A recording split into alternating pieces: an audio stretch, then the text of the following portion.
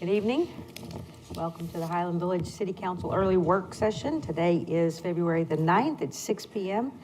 And we are going to get started after I read this paragraph. Pursuant to Governor Abbott's temporary suspension of various provisions of the Texas Open Meeting Act, and in an effort to protect the health and safety of the public will not be allowed to attend the City Council meeting in person. Members of the public may view the City Council meeting live at no cost via the following internet link, www.highlandvillage.org /HVTV. Any person wishing to comment on any matter to be considered on this agenda may email such comments to the City Secretary at citysecretary@highlandvillage.org by 1 p.m. on Tuesday, February the 9th, 2021. So about 1 p.m. today. So we are going to get started tonight with, we're going to get an update on the Copperas Branch Park Master Plan. And I think, Phil, are you going to kick it off? Yes, ma'am.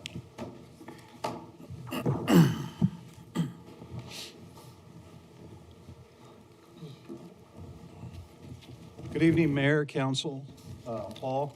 How's everyone doing today? Great. Good. Right. Excellent. It's nice to be back. If you remember, this process started approximately 2 years ago, and because of COVID, it was a little bit delayed. This is a Copperas Branch Master Plan initiative. On March 9th, 2020, the Parks and Recreation Advisory Board held a special meeting, and in that meeting was to receive Copperas Branch Master Plan presentation and recommend to the City Council adoption of the plan. After the presentation and discussion, a motion was made and seconded and recommended that it be moved to or presented to the City Council for adoption of the master plan. So we're not here to discuss that, more of just go over what the process is, where we are with the master plan process, and then council, if they want us to bring it back for adoption, we'll do that at a later date. So I've got Brad Moulton here with Laterra Studio. They're the firm that we hired to develop the master plan, and I'm going to go ahead and turn it over to him now.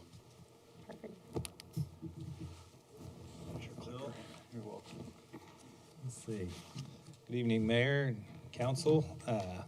Great to be here again to kind of present a summary of our master planning efforts.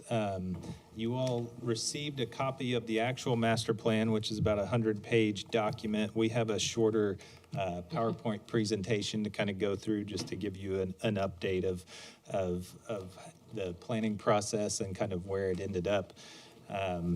I was talking to Phil and a few others this last March 9th was the previous presentation of this, and we fully expected to be back about 2 weeks later, and here we are about a year later. So we all know what's happened since then. So just a brief summary of kind of, our firm and what and our expertise is in municipal park planning. We go all the way from a master plan such as this project, as well as into construction, design and construction observation during an actual project. So what we like to participate in all realms of those types of projects, because we really feel like our construction knowledge and the ability of design can help influence these planning projects as well. What we all like to see is images like this is that built project. We talk about a master plan, we talk about diagrams, charts, and feedback, but it all results into an actual built project, and that's what we're all looking forward to seeing someday out at Copperas Branch. But all of these processes start with a process just like this, a 2-year process sometimes. Just a brief summary of that. As we start up high in the information gathering, data surveys, lots of meetings. We'll go through some of that detail here in a minute. But then ending down into the final product, which is the master plan that's before you tonight. But what we use this diagram to kind of show that revisiting. What we're doing is we're always kind of coming back again. We have a survey, we research that survey, we go through the feedback, and then we had a presentation to present that feedback back to either staff or the community. So it's not just a blow and go, get the project done process. This process marinates for a while and turns out into a real a good product towards the end. Within this final report, here's the summary of this. It's we have an executive summary. I believe you have a copy of that too. That's kind of the highlights, high points to the document. Then supports itself with the full master plan. Let's go through just a brief summary of the actual study area. This will be easier to see on here. Everybody's familiar with Copperas Branch Park, primarily the north side, north of Highland Village Drive, the 88 acres that was used as storage area during the 35 bridge expansion project. The 35 acres south of Highland Village Road was added to this project to create, that was one of the goals of this project, was to create one cohesive park out of both parcels. The parcel to the south, the 35 acres, was added with a new lease agreement with the Corps. And so all of the lands within that area is actually now within the city limits of Highland Village and able to be planned as a recreation amenity. Within the project, we identified several stakeholders with the assistance of the city. We had meetings with city council, we had meetings with city staff, the city of Louisville, TxDOT, the Army Corps of Engineers, as well as a community meeting over at Doubletree Ranch with several citizens of Highland Village. So what this project will do is set forth a goal of the project is to set a vision that will be the framework for the park's use and development over the next few decades. We understand this isn't an overnight project, just like the planning process. The community vision, these are some of the basis of how we set up this project, set up what would influence the plan. We met with City Council and Park Board just down the hall at City Hall for a couple of days, for about an hour and a half meeting each, and did kind of an exercise we like to call the big three. Is we took a lot of markers, a lot of maps, and we just talked about the park. We talked about what are your thoughts for this park? What's your big three ideas? What are your opportunities? What are your constraints? A lot of great feedback came from those meetings. City staff interviews. I spoke earlier about the governmental agencies and partners. If you're not familiar, the land is actually owned by the Corps of Engineers. It's leased to the city through a lease agreement that I don't know exactly the time frame on it right now, but it's typically a 100-year lease for really the ability to use it for recreation, so that the city can plan with the Corps' approval. TxDOT being a stakeholder because of the new road that is suspended above the park. We'll talk a little bit more about the opportunities that allowed. Another event that we held was a Walk the Park event. We actually toured the park with several individuals. It was open to the public. It was open to council. It was open to Park Board. We had about 25, 30 participants at that event and walked the park. We'll go over that in a little bit more detail. So the next few slides kind of go through some of the takeaways from these events. Pedestrian circulation, business development, active recreation, and a gateway to the city were kind of four large takeaways from that original city staff and park board event. Community vision takeaways, talking to the regulatory agencies. The best part of this piece of the process is we hit no real roadblocks with all three of these agencies. Talking to Louisville, talking to TxDOT, and talking to the U.S. Army Corps of Engineers, this is kind of that point where we would hear either there's a go or no-go portion on any of these big ideas or just anything that could preclude us from doing something. The Corps was very interested in the aspect of improving this park for supporting the beautification of it, but also preserving nature and bringing, more participants to the to the lake to experience the natural beauty of the park. Understanding that, improvements will be needed to enhance that as well. Can you go back one real quick? What's the yellow bullet point? It's hard to read on my paper. Pedestrian circulation, I think Okay. is what he said. Really? I think. Okay. It's a that little what it hard to is? read on mine too, but Was it pedestrian What is it? circulation? I believe, it was pedestrian. It's also on page, it was corrected on page 21. Well, sorry, no, it's a different one. It is on page 11, is passive recreation. Oh, Page 11 of the master plan. Okay, thanks. I just couldn't read yeah, it. I know, I couldn't see it either. That was one of those pickups on the draft. So, Passive recreation, let's okay. see. The next slide kind of summarizes the community vision takeaways from the community workshop. This event, we did a strengths, weaknesses, challenges, and opportunities exercise with the community. We had a great turnout and a lot of participants really engaged in the process. A lot of them lived around the park or had visited the park and were ready for it to reopen, after being closed for so long during the road construction. So highlighting some of the strengths, obviously wildlife, nature, beach and lake, boat ramp.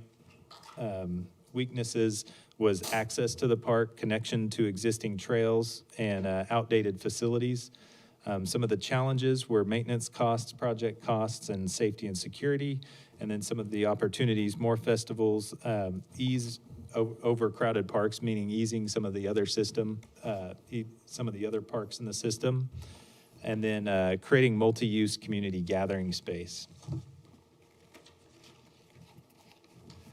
Again, more detail on the takeaways, kind of breaking each of those down into some specifics that make it into the recommendations in the plan. This slide shows some of the feedback that was received over Speak Up HV. It was a kind of precursor to our last year of virtual engagement on every other project, but we're kind of before the time setting up this project, and Phil and his staff had a lot to do with getting this engaged and kind of populating a lot of this information, helping out where needed. So I mean, this was invaluable in terms of the ability to reach additional participants that couldn't participate in the actual physical meetings. Again, a lot of the takeaways being nature, trails, multi-use facilities. What was number one on that? That one, it was the sand beach. Sand Beach, okay. So the resolution on the PowerPoint's maybe a little low because it was probably a screenshot or something. If you go through this, the actual master plan, you can see the images much better. So moving into the document, and these are going to be some high-level summaries of this, so we can get to kind of the discussion on any of this at the end. But we devised a system to break the park down into character zones. With such a large piece of property, we wanted to understand, what's out there today and what's making it that way. Does it need to stay that way, or could it change? So we broke the area into these 9 different character zones. We affectionately called them Under the Bridge, Louisville Lake Shore, the boat ramp, the natural area, the open area, the entry pond.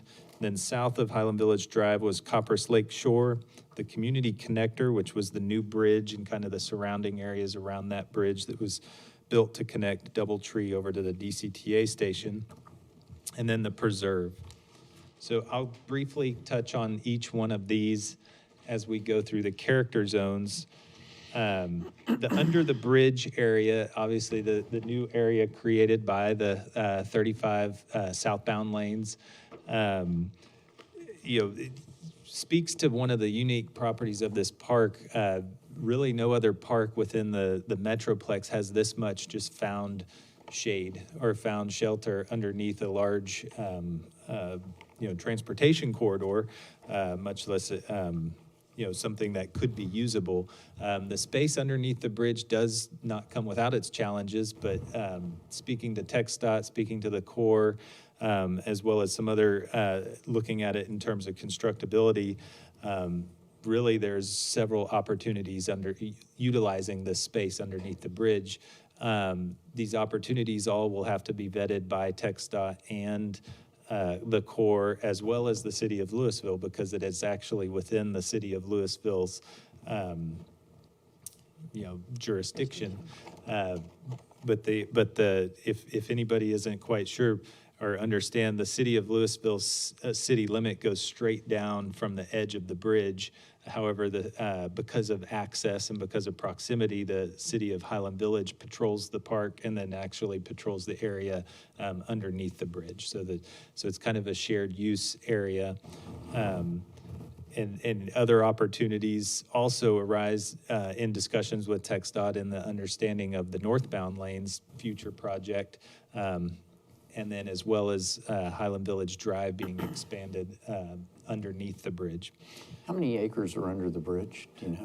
Is about 8 north of, I believe it was 8 altogether. I believe there may be 6 to 7 north of north of Highland Village Drive. And how much of that does Louisville own? All of it. All of it? All of it. Yes. Okay. Yes. Because I wasn't clear, because you said it drops as a straight line under the Right. bridge. Well, the It- bridge it's- extends Drops as a straight line, yeah, on the edge of the on the bridge. edge, okay, Yeah, yeah. okay. Lake Louisville Shore, obviously the area just to the west of the bridge, including the current swim beach, and then kind of wrapped it around to the current boat ramp.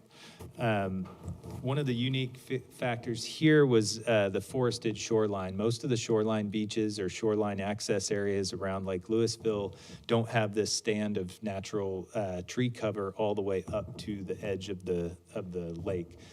Most areas, it either stops a few hundred yards back or is non-existent. So very, very unique property of this park as well. As it moves over, there's a parking lot there, kind of a square-shaped caliche lot that was built by the Corps several years ago. The park itself was actually a Corps park for many years, and then it was taken over by the city about 15 to 20 years ago, maybe. And so really most of the construction within the park was done by the Corps, just as it's been continuously added on to.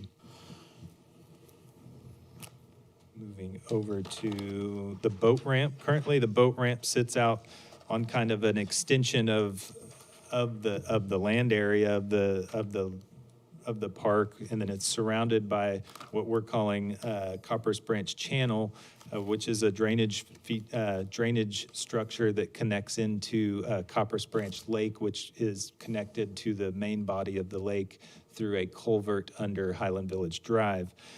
So this boat ramp it does access deep water, and so that's been a proponent of this boat ramp, or a positive aspect of this boat ramp while it was closed down for a long time.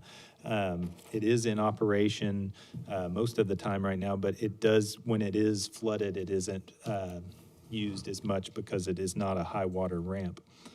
The circulation and the pattern of vehicular circulation in that area is kind of difficult. The actual parking lot does not have pull-through access. You have to turn back around or go over the kind of the grass into the beaten trail that's already been made there by most of the traffic.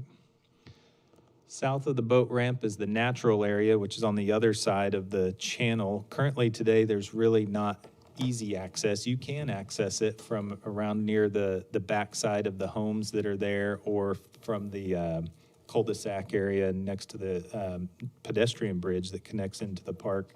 But really inaccessible area. Getting over there and doing a little bit of hiking and studying of the area. It's a great stand of natural trees that just have not been touched. It's a great natural buffer to the park. Any future development in the park, or even just current use of the park, is well buffered to those neighbors to the south by use of this natural area. The area we called the open area, used primarily for large festivals. At one time, there were some sports fields there. Currently, it's just mowed grass. There are some overhead utilities, some power receptacles. Some of the challenges, the old bathroom building, concession building. The road, as it cuts through this area, the drainage structures along the side of it, there's a large kind of bar ditch swale on the north side to really allow that road to drain, kind of bisects this area from the swim beach and from the forested shoreline.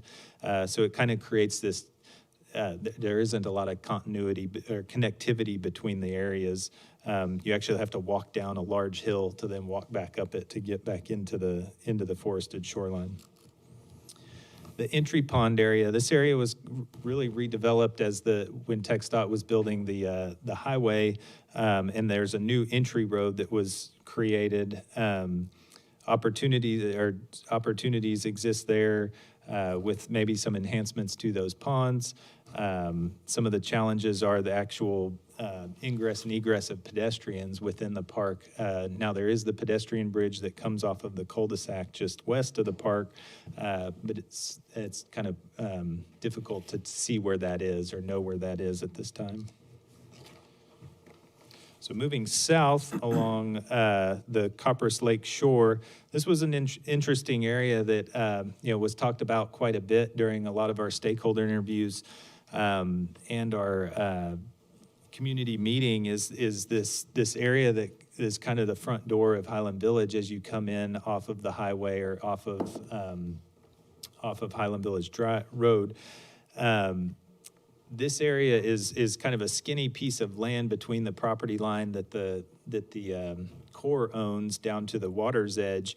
But you can see in this diagram that other dark line that's on the backside is actually the 537 contour, which is the flood elevation. So the area is actually much larger than the actual property. So any private development that happens behind that would typically be behind that 537 contour. So this shoreline area is actually pretty wide, this natural kind of buffer between any future development and this shore. So we feel like this is a great opportunity to have this shoreline kind of assist in any development along this area as kind of that gateway into Highland Village.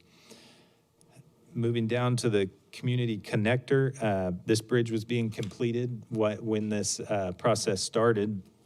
I think Phil and I walked across it before the rails were up. So this piece was a great connector to be able to connect almost a regional aspect over to DCTA from Doubletree. Lots of names in there. The preserve south of the bridge, this area primarily backs up to City of Louisville houses, but the area is actually within now the new city limits of Highland Village through this lease agreement with the Corps. This area, as we move forward, is primarily, as the name says, is a great area to preserve into that transition zone from these homes, another buffer in between any park development, a buffer between these homes and anything happening up at Doubletree and then further north. All of these areas, kind of the vision of the park was to, preserve the natural character and to either enhance it or move areas that were proposed to be developed into a more natural state. With this natural area up in the northern portion of the park, and well as the preserve as your kind of bookends of no development, and then kind of having varied amounts of park development in between.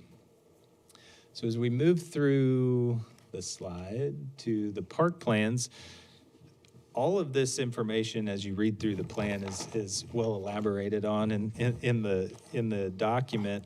But as you get to the park plan section, we start to really carve out, a new master plan. And talking about a master plan, this is, I wouldn't say a 30,000 foot level plan, but we're kind of a little closer to the ground in realistic thought, because we started drawing some roads and some ideas here. But this is not a go build it tomorrow project. This is a let's set the vision and let's figure out what could be there and what has the community expressed they'd like to see there. And let's set the stage to move forward for much more detailed study for a future construction project. Obviously, funding and any of that and how to execute this project is talked about too. So as we move forward through the park plans, I'll give you a brief summary of each of these areas. One of the main factors that came out of our Walk the Park event while we were on the site with 25 to 30 individuals, as you stand next to the area just adjacent to the bridge or under the bridge, that's kind of quieter actually under the bridge than it is right outside and next to it.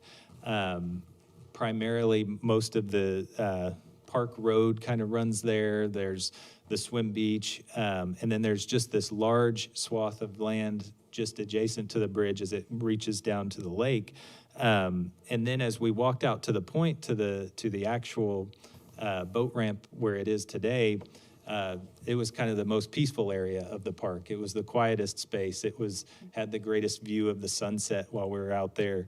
And so this idea started formulating with a lot of the individuals at the event, and we started talking about, what if we, kind of swapped those areas? What if this was more of a pedestrian enhanced area, a natural area where a pedestrian could enjoy this view, and we moved the boat ramp to a spot where it's more conducive to vehicular circulation, parking under the bridge, still has access to the deep water, and as well as being able to design it into a new high water ramp where the ramp is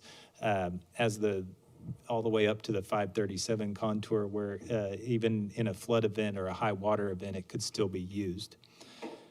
So this was one of the initial, highest, recommended items was an improved boat ramp. So this is one of the high items here. The first one we'll talk about. Within the document, we described some of the parameters that Corps would appreciate or would require in terms of design, in terms of how the road would lead into the boat ramp. But some of these images show some examples of that type of development too. Moving over to the flex space, that's what we kind of coined that term for the area underneath the bridge. At the time of this planning process, the northbound lanes are still down at grade. There is no direct connection over to Louisville yet. In the future, when those northbound lanes are raised up and there's a complete connectivity between this park space and the park space that Louisville has on the other side, there's kind of a whole nother realm of space under the bridge that opens up for new opportunities. But everybody we talked to and everybody really wanted to utilize this space for more than just parking.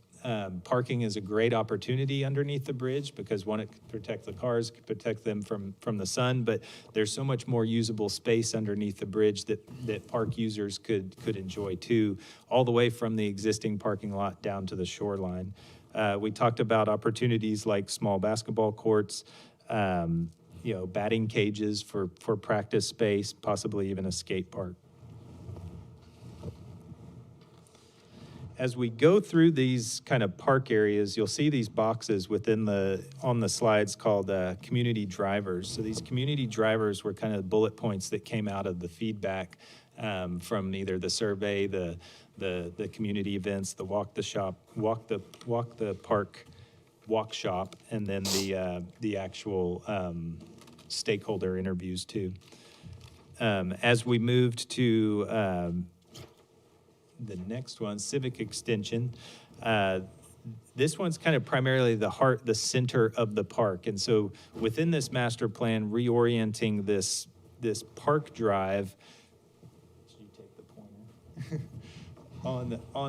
So reorienting the park drive. Right now, the park drive, as I was mentioning, kind of goes around the top of the open space.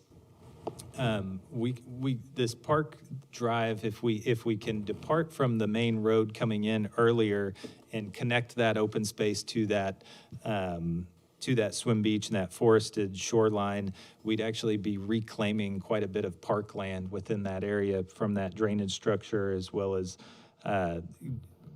kind of achieving two birds with that by connectivity.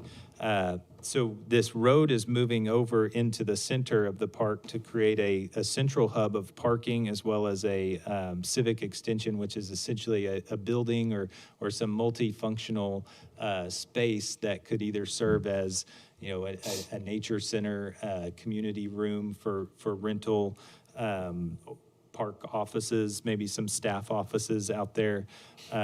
So it's at this time in the master planning process, we wanted to talk about all of the opportunities, and so each one of those would get vetted during this final phase, in that future design phase. The swim beach, one of the top ideas that kept coming back through all of the feedback that individuals wanted to keep at the park, and what thought was one of their most important aspects of the previous layout. Really looking at the layout of the swim beach, what we wanted to do is take advantage of that forested shoreline and look at where the most protected spot in the water would be.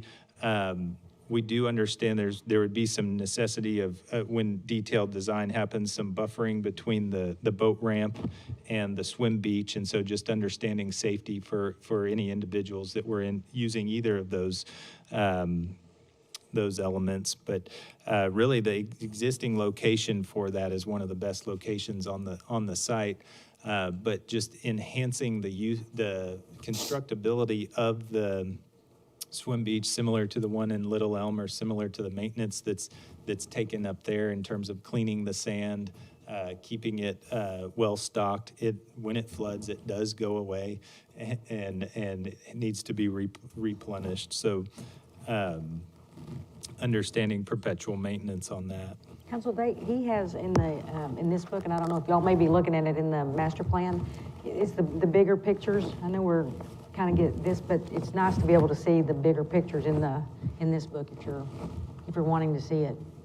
So I'll wait till the end. Do you want to wait till the end, or you Yeah, want to do it now? I'll wait till the end. Okay. So the lakeside event lawn was another item that kept coming up in the feedback. Was multi-purpose, space where not necessarily creating an amphitheater or a bandstand that would look like that it was empty most of the time, or when you were there with just a few individuals, that there was supposed to be a bit larger event. So this area is actually reclaiming that kind of rectangular caliche lot that's down on that shore, and turning that into a larger event lawn, kind of spilling out from the parking lot towards the north. This picture at the bottom, kind of an example of one of those spaces that could be designed from a trail aspect, that connecting the rest of the park together, and maybe a small overlook or a small plaza that looks out over the lake, that could host a large event, or could also just act as a respite as you're walking through the park. The point, as I mentioned, one of the most significant kind of natural features of the park, which is actually today used primarily for vehicular circulation, and the boat ramp, looking at opportunities to kind of reclaim that space for more natural viewing of the lake and a fishing pier and kind of recoining the sunset point or the point to be able to view the lake. Amenities there that we had talked about as possibly a shade pavilion, a fishing dock, and then some overlooks that kind of come off of the trail adjacent to the water. The Paddle Cove is an area just to the south of the large parking area. This would be an ADA accessible kayak launch or canoe launch. So individuals could bring in their own paddle boat to this parking lot and then have a walkway or ramps down to the docks. And there's different configurations that can actually make these docks much easier for ADA accessibility. This is also kind of the most protected area on the south side for somebody to drop a paddle boat in this channel. They really don't have to get out to the open water if they don't want to, or they can just stay in that channel if they need to. The boardwalk area is intended to enhance those ponds as you drive in, not just the flora and fauna of actually revegetating and working on these ponds, but bringing a pedestrian or bringing some access down into that area. We feel like that, as an individual is either walking or coming up to the park, they primarily come to that park entry if they don't know about the walkway and the bridge along the cul-de-sac, and there's really nowhere to go. So the entry drive is mainly just a vehicular entry drive. So possibly steps down into this area from the elevated drive, possibly a ramp system that could be the boardwalk dropping you down into the space as well.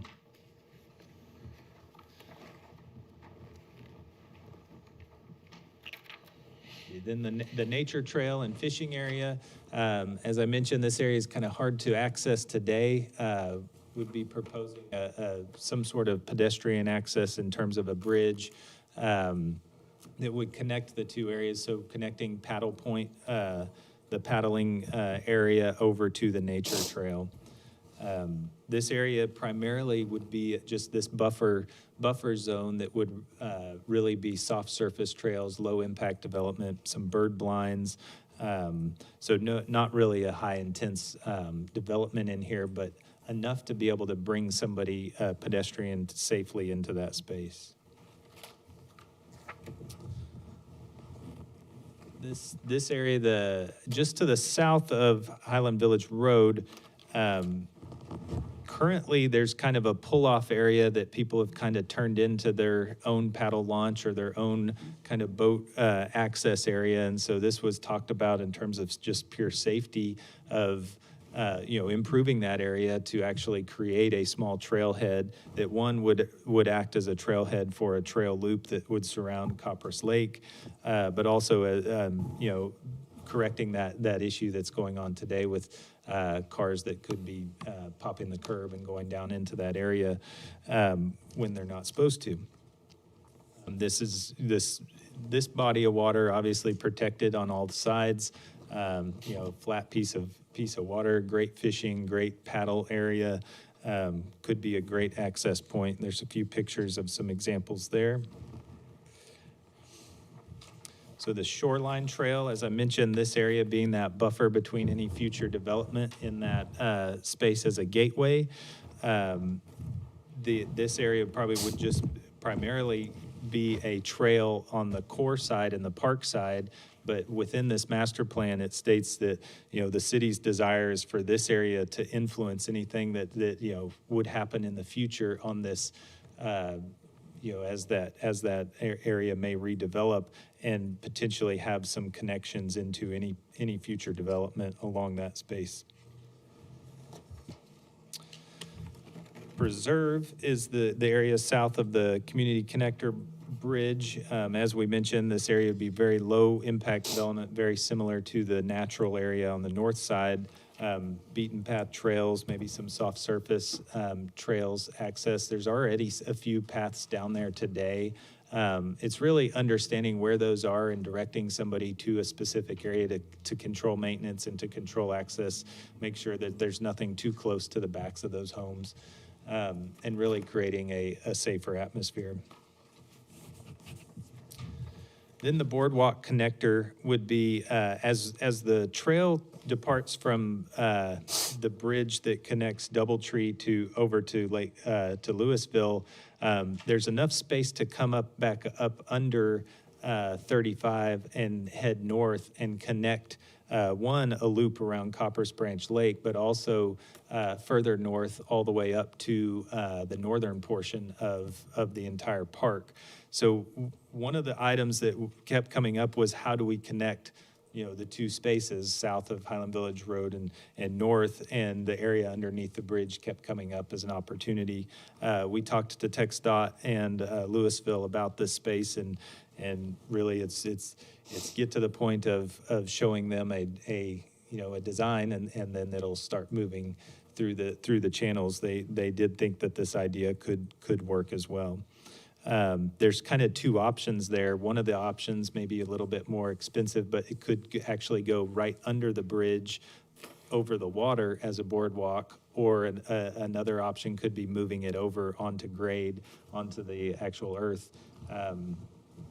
just outside of the bridge protection. So the trail wouldn't be in the shade, but it would be over. There's still quite a bit of right-of-way over there. So with that, there's kind of a quick summary of the report. As the mayor mentioned, a lot more detail, a lot more images and examples within the master plan. And really at this point, the next steps moving forward would be, eventual adoption of the master plan, so that then it could take into effect engaging TxDOT, detailed design of these spaces, identifying the funding sources. There's a whole chapter in the master plan that starts to line out different funding sources in terms of grants, and then the eventual contractor and phasing and implementation of this. With all of that, Phil and I could definitely answer any questions or any comments on the plan. As Phil mentioned, this is kind of that open discussion to have that now, and then if there are any other updates or edits or anything, we definitely want to bring it back and show you again. So let me know if you have any thoughts. I think, Dan, you go ahead, and then Tom. Yeah, first, this is very comprehensive and very far-reaching, so I appreciate that. Two questions. You talked about the swim beach, and in the case of a flood, that sand's going to be lost. In situations like that, is that considered something that there's an insurance for the cost to replace that sand, or is that just you just got to come up with the Yeah, you just accept that. That's what Little Elm has done. acceptable risk? Yeah, and they work with the Corps. It's kind of a strange deal, to be honest with you, because the Corps is always concerned about water storage, but they seem to don't have a problem with the fact that sand evacuates every time the water moves out. So there will be a long-term maintenance challenge with that, just like there is now. Okay. So if we look at developing that and enhancing it more than it is, And there's techniques that could be done to improve it to lessen the effect, but there should be, and that's what we talked about in here, there should be an understanding that there will be future maintenance and, on that space. But right now, it's designed the way that it was, for the last 40 years. And so with some improvements, it could lessen the effect of Gotcha. that sand. So do we have to do that every time it floods now? no, it's been okay right now. We haven't had a tremendous amount of flooding, but Putting a different kind of sand in there too, that's not as tightly packed, right? I mean, I don't know what was there before, to be quite honest with you, because I came in and didn't know anything. But we have had some sand migration, but not a tremendous amount. next thing I was going to ask is talking about the paddle cove. Would there be anything, or would there be a need of some kind of a barrier at the top of the cove to prevent, especially if you had somebody who was, say, handicapped that was using a paddle boat to get out into the open water? I mean, is the idea to kind of keep a designated area for that, for paddle boating? Right now, we didn't discuss an actual barrier, kind of like the swim beach has a barrier, a buoyed line. I mean, in terms of navigable waterways and areas that are used for paddling, providing the access is kind of that, you know, at your own risk type of activity. But, I mean, it could definitely be discussed or looked into in terms of maybe Copperas Lake is that better option for, you know, that's more of a protected area, you know, for that paddle user, but then somebody up north of Highland Village Drive uses it to access the larger water. Okay. Well, that was my question. Is that whole thing going to be navigable from a paddle boat from that open air channel to the lake all the way down through Copperas Lake? Or you wouldn't be able to do that? There's a culvert there that. Oh, that's right. There's no way to go under the bridge, or the road, I Go forgot. through. I'm Under the sorry. road, yeah. And right now, that is being used by paddle boarders. Right. The Coppers, the lake, the south of Highland Village Road, oh, the channel is? Channel is, as well as the. Oh, okay. area south. Yeah, both. Okay. That's all I have. Are you, Tom? Mine are just technical. You said earlier that we're under a long-term lease with the Corps on the land. Okay, do we, as a city, bear the entire expense of that lease? Do we, as Highland Village, do we bear the entire expense of the lease payment to the Corps? Well, there's no lease payment. What it is, it's an agreement, and we maintain everything that is Okay. on there. So there is no So- obligation? Yeah, right. So we are going to be entering into a 25-year lease again. We are in the renewal year in September. So we're working those details out. But right now, we take care of everything that is on that property, whether it's a facility, trees, landscaping, amenities, things like that. Okay, That's our so responsibility. therefore, when we renegotiate our lease, and let's say the Corps gets wind that we're looking at doing all of this, they would not actually you don't think they'd put in a dollar amount to claw back some profit back to them, do you? Well, there's always that opportunity, and the Mm-hmm. Corps has been involved in this since day one. Okay. So they're very much on board with this. They like the plan. And then any cash out of pocket, because Louisville will play a small piece in this, would they be participating in that expense? I would say no, but I wouldn't ask Louisville, to be quite honest with you, unless. Well, some you of know, the typically- improvements are based under the bridge. Well, and the bridge, the dirt is TxDOT. Now, from what I That's what I understand, s- yeah. okay. The Louisville PD, and Chief, you could probably speak to this, from the bridge straight down. That's all PD TxDOT. That PD, Louisville PD, is responsible for patrolling that, okay? So, but the dirt itself is still TxDOT's dirt. Is that correct? Okay. So then to do any improvements on TxDOT dirt, we have to get approval from TxDOT. to Yes, do and it. we've spoken with them as well. And, you know, they just have to see a set of plans, but they seem to be very accommodating Okay, to this. okay. John? Yeah, first I'd say I love the plan. I mean, it's more than I could even envision, having walked it that day and seeing all the ideas come through. I mean, it's beautiful. It's also expensive. Okay. But it's one of those that I think you could do, you know, phased in, high priorities projects. So it leads to my question. How much revenue do we take in on gate fees right now per year? I don't have that number with me. I know this year is an off year because we've increased quite a bit over what we have in previous years because of COVID. I'm not prepared to give you those numbers this evening, but I can get them to you. Well, I guess the point is there's revenue opportunities, and I know when we did walk it, you know, the idea of moving the boat ramp was a high priority just because of where you could park under the bridge. Okay, high noise area wouldn't, you know, disrupt things. Also wouldn't disrupt the swim area currently. Okay, so you could get two of those. Okay, and that's a revenue generator. Right. Okay, so, you know, I think that's one thing to look at, because as we as a council say, go forward, I mean, 18 million, you know, we choke. Okay, but when you start, parsing it out and say, what are the high priorities and how can you phase them? Okay, I think it's a beautiful plan, and I hope we find a way to do some of it. Phase it in. Thank you. Robert, do you have a question? Sure. Phil, I guess, what is the state of the state's TPWD program as far as grants go? I know, 20 years ago, it was about $500,000 that they would, allocate to 15, 20 different applications made by cities. Is that right about where they're at still, or has it gone up since then? It's been about 2 years since I went to a Texas Parks and Wildlife workshop. But, so I don't know the current changes, especially with COVID. COVID seems to affect everything, but they are a viable option. They're one of the ones that we would definitely go out after, and I think they're a 50% matching grant. TxDOT also has They have a 1.5. 1.5 at the time. That was 2 years ago. Okay. And that was It's on page 89 of the master plan. Thank you. project,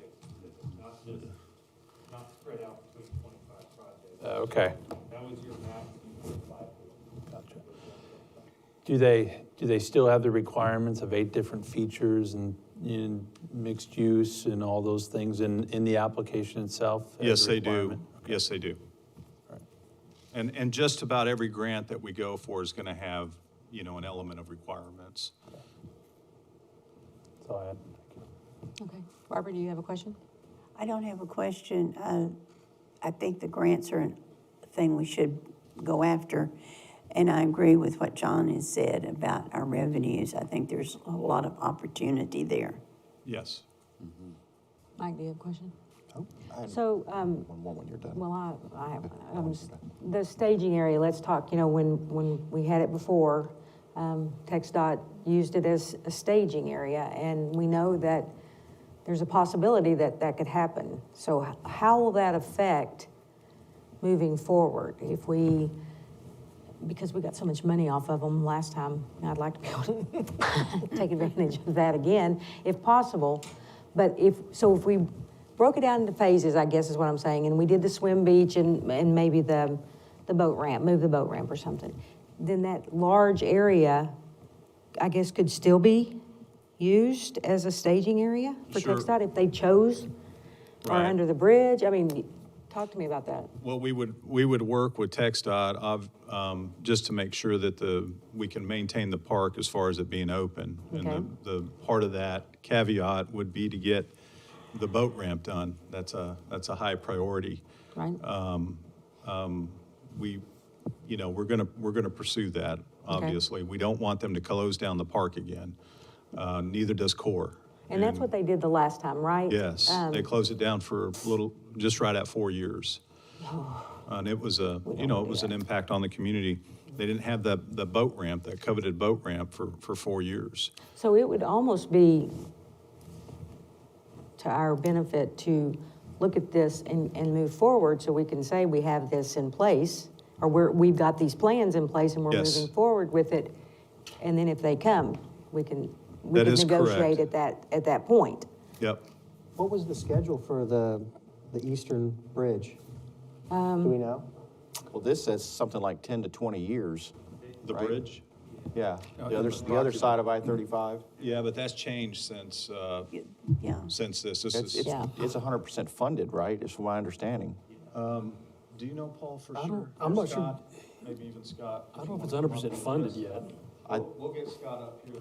I thought that it was the federal funds had been allocated I for mean, it. my point being is if that's a done deal and it's gonna happen in 5 years or 10, or even 10, there might be a possibility we don't wanna do anything to the north side of that lake until they're done and concentrate on the south, because if they're gonna tear it down just like they did last time, we would invest tons of money and it get tore up. Mike, that's where I was gonna ask too. That kind of goes with, do we need to have this in place so that we can say you can't, we can't, Or you gotta compensate us for the use. right? Or lost revenue. Again, Well, to rebuild it, I mean, they tore it up last time. yeah. Building I'm sorry. They gave us a bridge, And that's great. an expensive bridge. Exactly. So,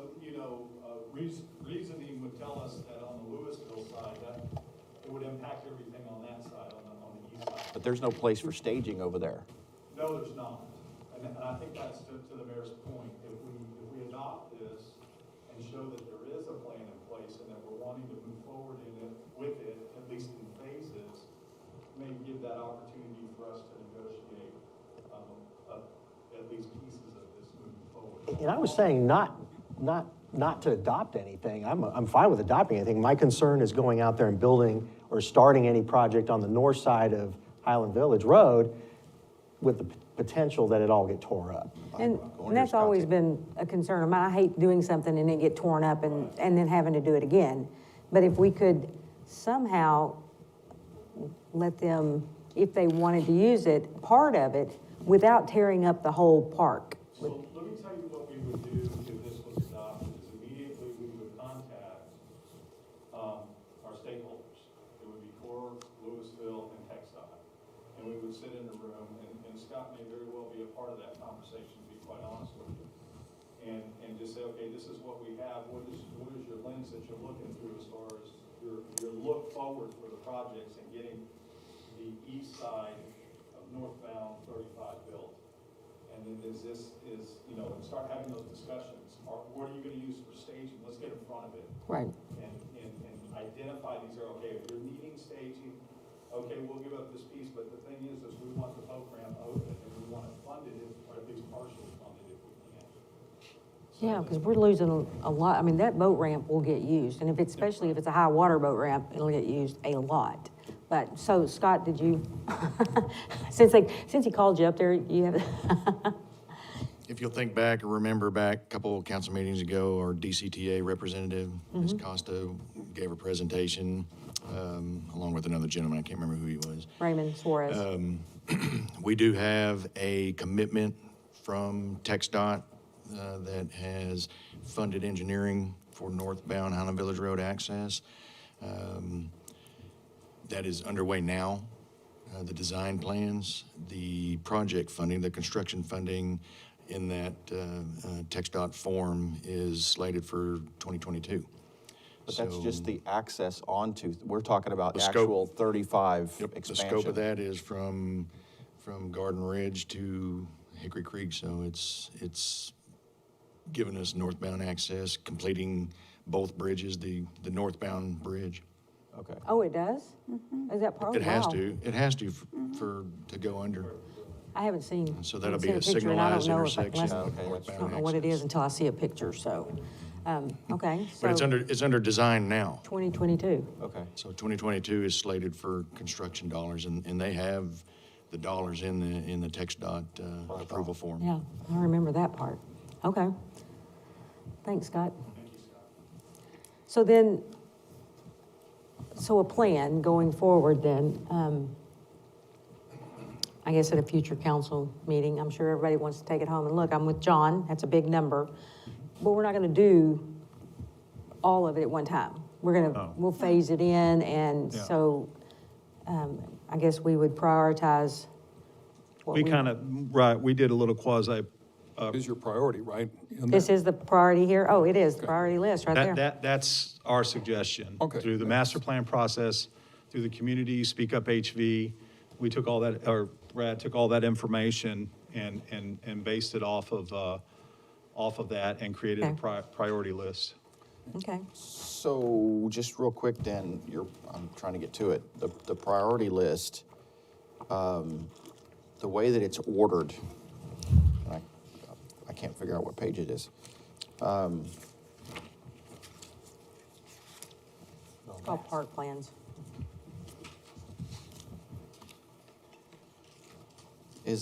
Well, I'm not gonna even bother trying it right now. Here.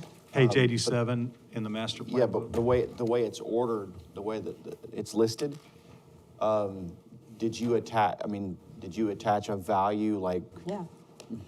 It's right there. we need the boat ramp up here because it's a revenue generator, not just because of public demand, and Boardwalk, for example, can go way down here?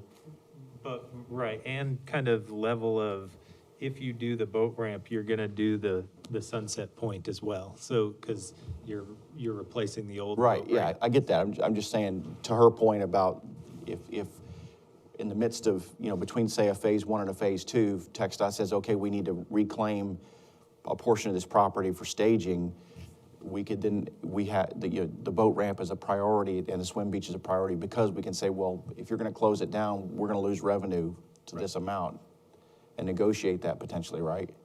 Was that part of the process of prioritizing each aspect? Yes, it is part of it. Okay. The other piece of it is also just gaining access to the park. When you move the boat ramp, you're impacting the whole park. It changes the whole dynamic of the park. So those two roads are extremely critical moving forward. In addition to that, John spoke about it, is the revenue opportunities with creating a pay station on both of those roads and what that looks like. So it speaks to what you're speaking about, Dan. Yes. Okay, thank you. So it's both. Okay, so does anybody else have any questions, council? Any comments? 4.3 million is what you need, rough estimate, to get 3 high-priority projects done. Yes, sir. And timing may be, with TxDOT, may work out quite well. Yeah. And 4B's broke. And 4B's broke. Yeah, and 4B has no money. Yeah. So, okay, so what do you want from us? This was a presentation, it's fabulous. I appreciate everything that went into this and the time that it took and your patience and to bring it back. It's phenomenal. Has Parks Board seen this? Yes. Yes, and they approved it They approved, they've Back- recommended bringing it here for adoption. So almost a year ago. if, take it home, and then I'd love to bring it back at the second council meeting for adoption in February.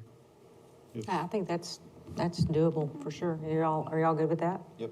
Okay, so, and that'll be the plan. Angie, if you'll make sure that gets on, we can do that. And if you have any further questions, if you'll direct them, to Phil and copy Paul on it, while you're going through all of this, because it was a big presentation tonight, but very thorough and appreciate it, so. Thank you. All right. Thanks, Brad. Thanks, Phil. Thank you. Okay, number 2, follow-up discussion on the city's legislative program for the 87th Texas legislative session. All right, Mayor, I'll go over All that of real you. quick. Okay, Phil, do you have the remote control? It's up here, Paul. thank Can you, you- Brad. Thank you. Appreciate it. Good job.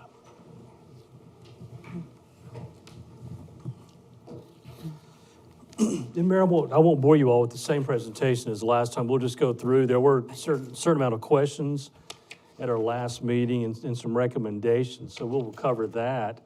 The first one, it was mentioned about redistricting, and I think that's a very valid point. So this statement was put in there with regard to redistricting, which states redistricting of state, House, and Senate districts, a very important subject to the city of Highland Village, will be addressed during the 87th legislative session.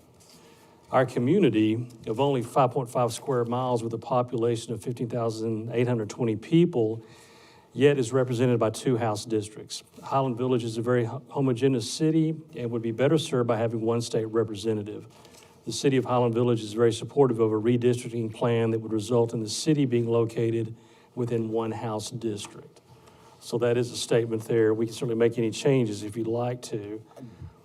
The other, we can go through, You have a comment? Yeah, I was just gonna say, and I sent a text to Tan asking a question. I just haven't had a response from him yet. But is it worthwhile being specific about which House district? That probably is a good question for them. In fact, his office called today, and they're going to call again tomorrow, so we could have some discussion with them tomorrow to find out about that. All right. Okay. Can I ask a question on that one? Yes. What is meant by it's a very homogeneous city? I think when you're talking about 5.5 miles, demographically, we're very similar. The neighborhoods all tie together very well. There's no natural barriers or separations. We really are one complete city, so. Except for that far west side, you know, in $24.99. There's no one side of the tracks Gee, versus Robert, the other. didn't you think that was funny? I didn't He hear didn't hear it, sorry. you. Gosh.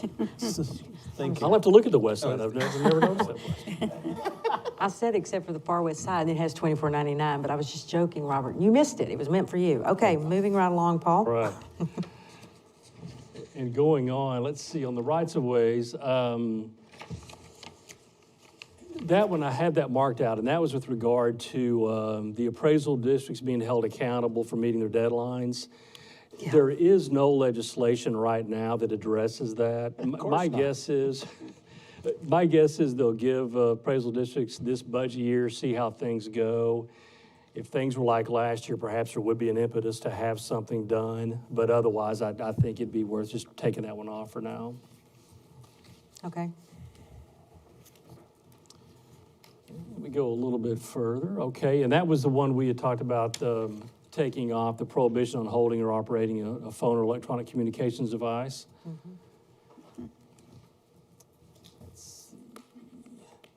And that in the red, we'd had a statement about overall funding of police departments, and so this was added. Support any legislation that provides new direct or grant funding from the state to further fund local police agencies and other efforts that enhance local police agencies. Okay. Council, if y'all have any questions, do it as we're going through, okay? Good with the changes. Okay? The next one, we removed the reference to the bullet train. And these were the two items that dealt with DCTA. The first one with regard to public-private partnerships. DCTA is not going to pursue any legislation in this session with regard to that. They do have some potential projects in mind, but they can be accomplished under current law. So what they are going to do is do some more studying, talk to other transportation authorities across the state, and see what might need to be done in the next legislative session. The other one that was on there, and this is more of a broad policy statement, but it does have some real impact to DCTA, and that's support efforts that would enhance the ability of transit authorities and metropolitan planning organizations to leverage new and evolving technologies, implement innovative mobility solutions, and improve connectivity to meet the changing transportation needs and demands of Denton County, North Texas, and residents statewide.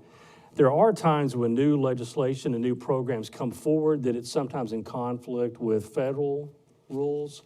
So they want to just make a statement there that when these things do occur, that somehow those rules are meshed so they can take advantage of those opportunities. And I believe that was the last one. Everything in water and park funding remained the same. So if there's any further discussion or other questions, I'll be more than happy to address those. Council, is everybody good with that? Yes. Those changes? Okay, so we will have that on the consent agenda, and I guess because it's presented this way, we'll put it on consent and pass it, if nobody has any objection to that. All right. Clarification of consent or action items on the agenda tonight. There is one, number 13 on the consent. The resolution, we did this before, we're doing it again because they've added Sunday to early voting. Really? Yes. So, well, we didn't have that the last time, Sunday wasn't on there. We have to do it again, so that's why that's on there. And then, anybody else have anything? Okay. Well, then we are going to, we're going to go into closed session for just a few minutes. And we are, well, we'll get out of early at what time? 7:09. Closed session.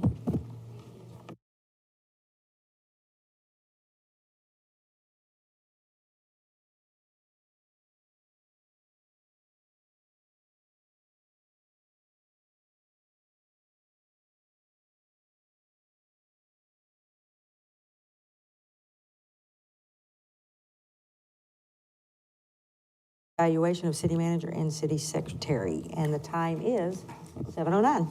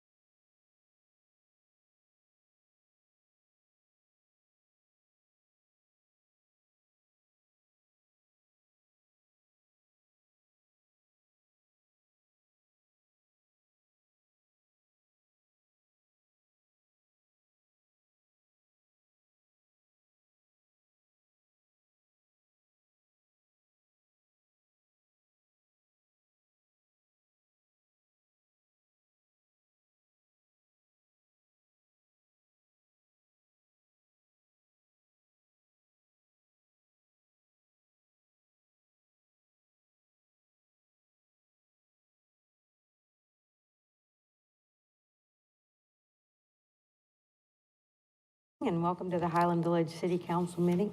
Today is February the 9th, and it is now 7:30 PM. Let the record show that all council members are present. We are going to get started with a prayer led by Mayor Pro Tem Mike Lombardo, and then he is going to lead us in the pledges. Thank you, Mayor. Everybody bow your heads, please. Heavenly Father, bless us as we gather today for this meeting. Help us work together to be successful in our obligations to our city. Teach us to be generous in our outlook, courageous in the face of difficulty, and wise in our decisions. Give us knowledge and strength to do your will. We ask for you to help guide our country through these difficult times, to care for the sick, to help the unemployed find work, and to find a resolution to the COVID-19 crisis as soon as possible. We ask that you watch over the citizens of Highland Village, our first responders, our military personnel around the world. In your most blessed name we pray. Amen. Amen. Thank you. I pledge allegiance to the flag of the United States of America, to the republic for which it stands, one nation, under God, indivisible, with liberty and justice for all. honor the Texas flag. Pledge allegiance to thee, Texas, one state, under God, one and indivisible. Thank you, Mr. Lombardo. Angie, do we have any visitor comments? Okay. Moving right along, we're going to do city manager and staff reports. Chief, are you doing a COVID-19 update? Oh, I'm sorry, Paul. No, he is. I'm Oh, okay. You sure? Okay.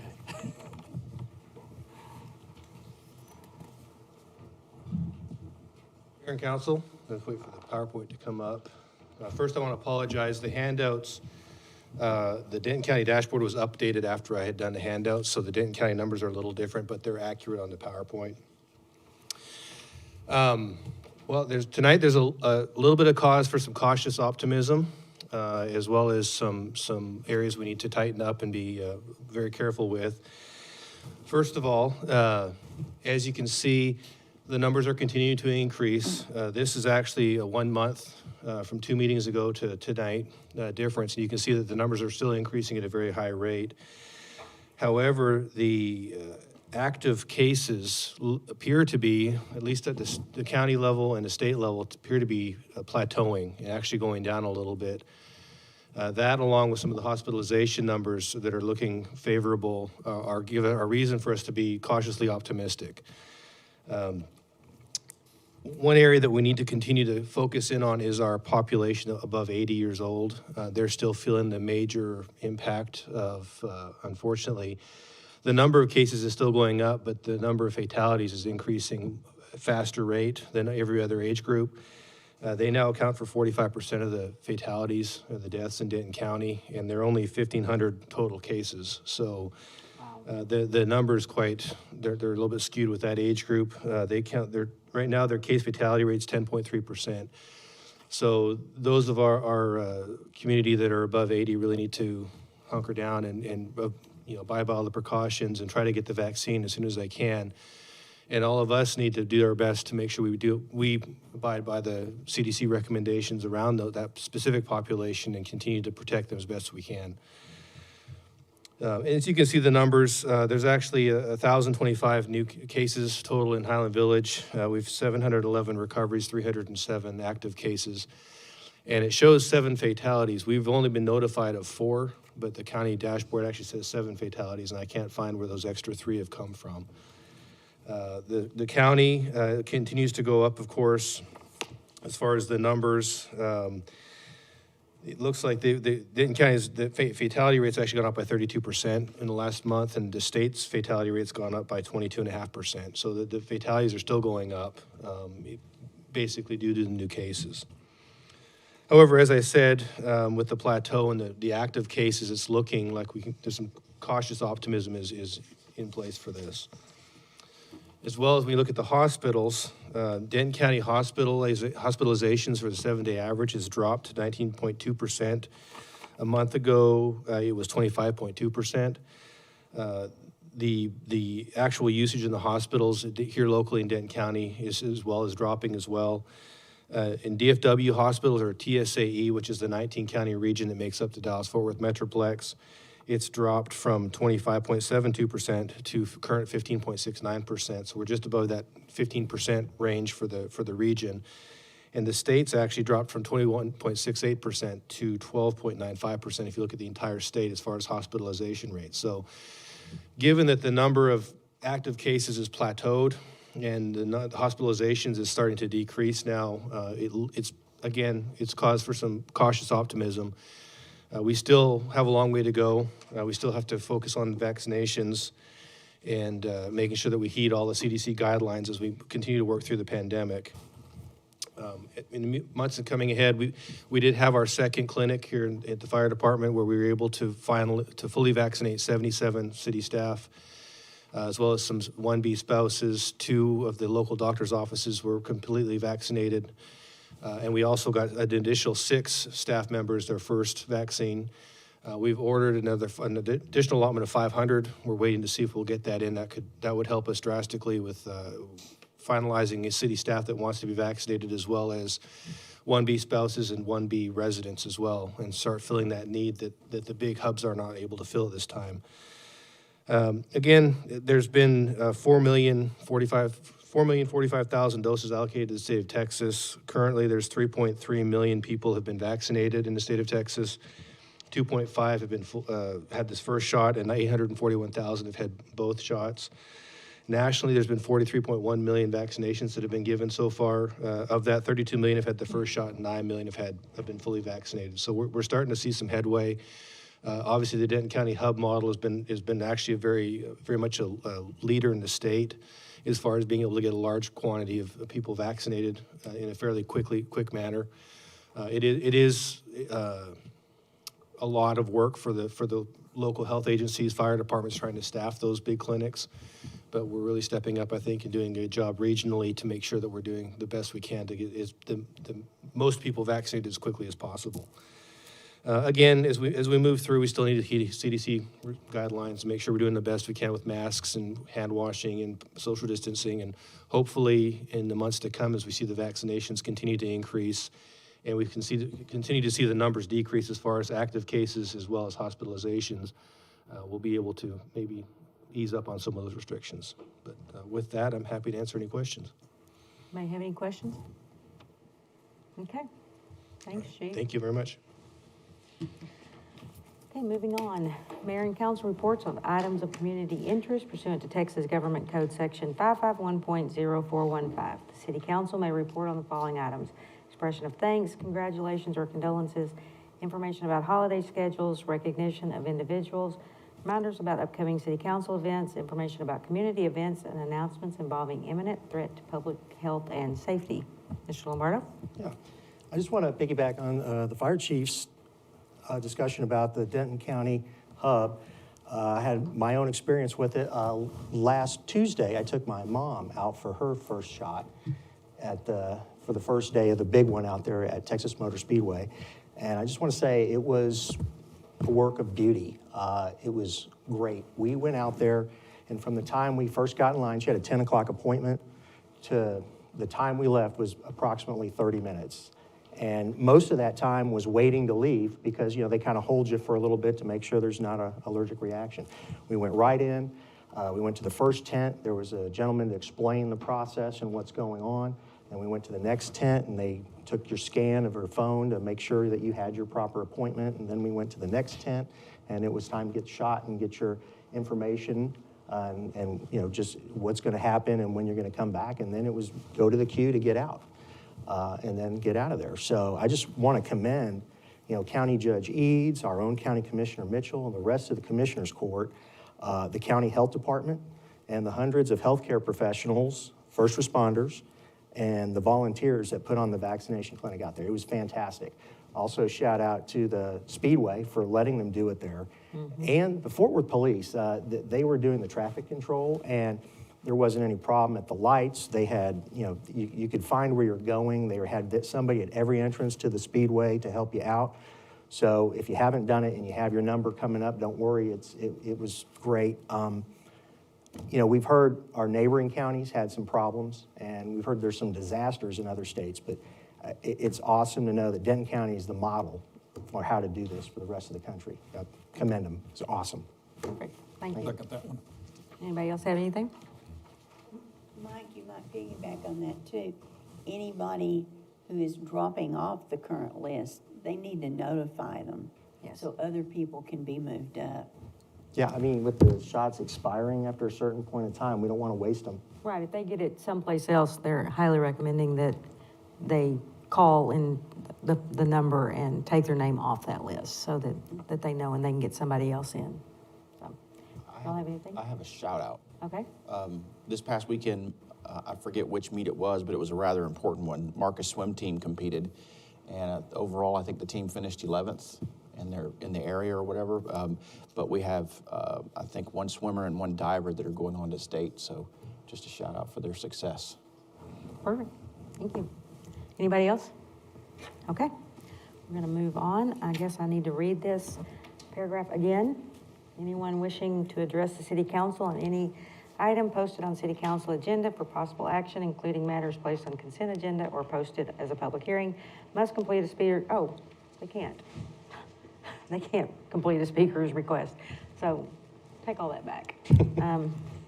They have to let the city secretary know by 1 p.m. on the day of the meeting, so. That's not the paragraph I thought I was supposed to read. Consent agenda. All of the items on the consent agenda are considered for approval by a single motion and vote without discussion. Each council member has the option of removing an item from this agenda so it may be considered separately and/or adding any item from the action agenda to be considered as part of consent agenda items. Number 11, consider approval of minutes of the regular city council meeting held on January 26, 2021. Number 12, consider resolution 2021-2928, approving the city's legislative program for the 87th Texas Legislative Session. Number 13, consider resolution 2021-2929, amending resolution 2021-2927, calling a general municipal election to be held on May 1st, 2021, for the purpose of electing council members to place 3, 5, and 7, to provide for the conduct of early voting on Sunday, April the 25th, 2021. Number 14, consider resolution 2021-2930, authorizing a cooperative purchasing agreement with City of Midlothian, Texas for the purchase of goods and services. 15, consider resolution 2021-2931, authorizing the purchase of Christmas decorations from the Decor Group, Inc., through the city's cooperative purchasing agreement with Interlocal Purchasing Systems. And number 16, receive investment reports for quarter ending December 31st, 2020. Number 17, receive budget reports for a period ending December 31st, 2020. Council? Do we I have? move we accept the consent agenda. Thank you. We have a motion. A second. Tom seconds. All in favor say aye. Aye. Those opposed, same sign. Carries 7-0. Moving right along in action agenda, we did meet in closed session, but there was no action taken. So number 19, receive Highland Village Police Department's annual compliance report under the Texas Code of Criminal Procedure, section 2.131 through 2.138, prohibiting racial profiling. Mr. Schlichter. Mayor, council, city staff, here for the 2020 racial profiling report. Figure this one out here. Oh, yeah, sorry. I always forget. I'm ready for the 2021 report, so. All right. So under Texas racial profiling laws, policy prohibiting racial profiling required under the CCP 2.131 and 2.132, and our policy is in compliance with that. Education compliant and complaint processes, we have a website that we have a link to, that if anybody wants to make a complaint, they can do so in person or by our website. Annual report required city council and county and Texas Commission on Law Enforcement, CCP 2.134, provide annual report, and that's why I'm here. So under the reporting, sorry. I'm not the best public speaker here. So under the reporting requirement, it's all motor vehicle stops are reported regardless of whether or a warning or court citation was issued. The data includes gender, race, ethnicity, reason for the stop, location, whether search was conducted, if so, reason for the search, whether contraband discovered, if so, contraband description, result of the stop, warning, citation, arrest, if arrest, reason, and whether officer used physical force or bodily injury, resulting in bodily injury. So here are the numbers. And our numbers are going to be low, obviously, because of our COVID response and the limitation of traffic stops during the peak time of when COVID was active. But you can see the ratio right there of male to female. 1,704 was the grand total of stops, both warning and citation. So on section 2, you can see the race and ethnicity is broken down there by white, Hispanic, Black, Asian Pacific Islanders, Alaskan Native, American Indian. So you can see the totals there, pretty representative of our city. Race, ethnicity known prior to stop, 70 yes, and 1634 no, which means that the officer didn't know the person's race 1,634 times out of the total 1,704.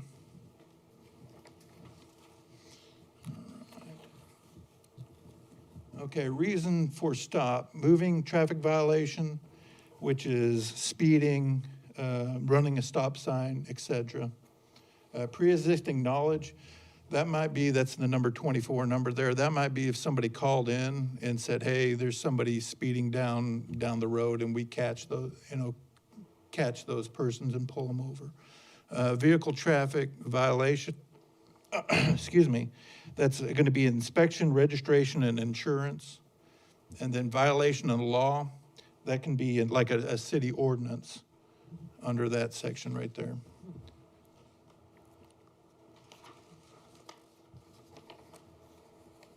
Okay, you can see the location there. A major majority of the stops are within the city. Street 1587, private property 71, and State Highway 46, private property or other. It could be a Walmart parking lot. And then was the search conducted? We had 48 searches. And remember, these searches are only linked to traffic stops and citations. So if the officer made an arrest and didn't write a traffic citation or a warning, then it would not show up on this report. So that's not the only arrest that we made through the year.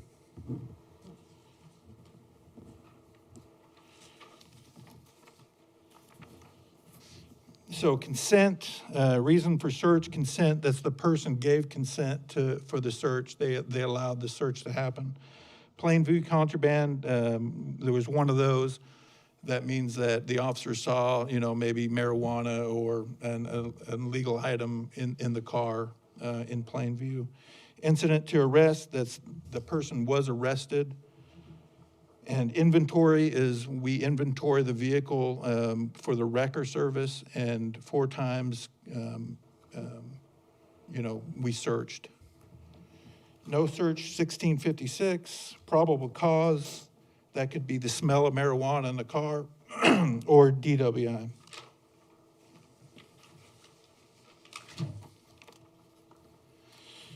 All right, was contraband found 22 times when we wrote a citation or warning, contraband was found. Or, I'm sorry, 26 times.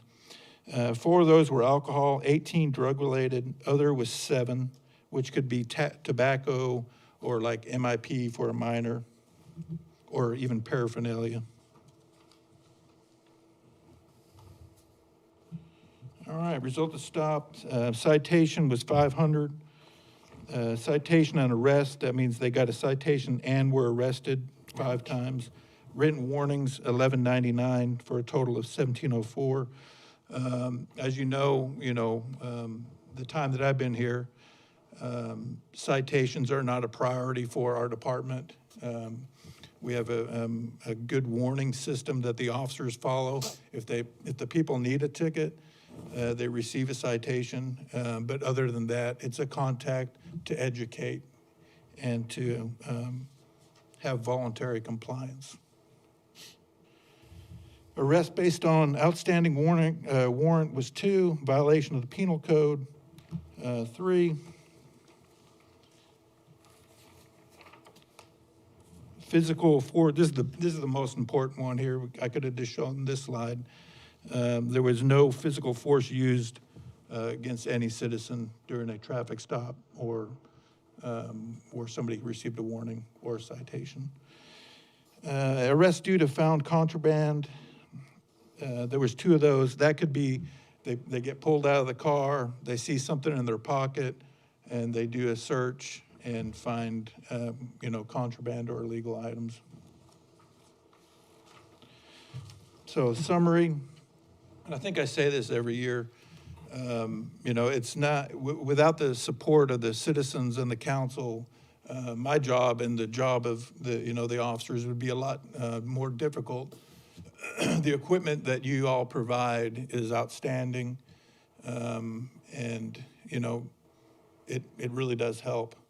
This year we went to the new phone system where the ticket writer now is actually on a phone and it's hand-sized, so it's not as bulky for officer safety, and they can use it to take pictures and to write the citation and to make calls. Let's see here. Obviously, we've been, wearing our body cameras, and I think we've been doing that since 2009. We're one of the first agencies to actually start wearing body cameras, and our supervisors are good about doing spot checks by policy on those stops that the officers make. So we had no racial profiling complaints in 2020, and we are in compliance with the racial profiling laws requirements. Thank you. Any questions? I got one. Okay. So out of all those 1,704 encounters, do you have any data that shows how many of those were actually Highland Village residents versus people that aren't residents of Highland Village? I honestly couldn't tell you. I know that we do that. We could pull that report but people move here all the time, and they don't change their driver's licenses. But that data is in the ticket writer when they scan that information. We can draw unfortunately or fortunately, law enforcement has a huge record-keeping aspect because of many different things that have happened over the last 10 years. So the racial profiling report from Texas does not require us to break it down for our citizens. Therefore, it's not. We don't put anything in there that's not required by the law. Let's say that. Gotcha. Otherwise, it can get very complicated with comparing different things. I am curious about the number, though. Okay.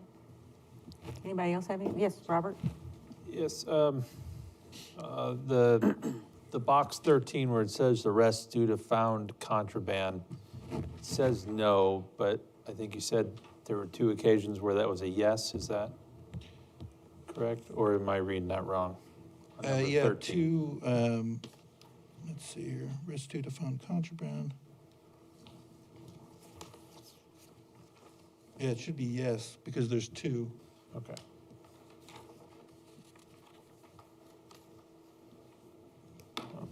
And then the second question, generally, how does Highland Village, obviously we have no complaints, right? We have no incidents.